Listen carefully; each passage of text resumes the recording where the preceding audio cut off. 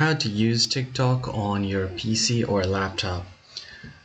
TikTok does not have an app specialized for PC, but you can easily use TikTok on your web browser. So first thing you want to do is go to your web browser and search for tiktok.com. Once you search for this, it will directly take you to the official TikTok website. And here you will be directed to the official website. Now you can see a login option at the top right.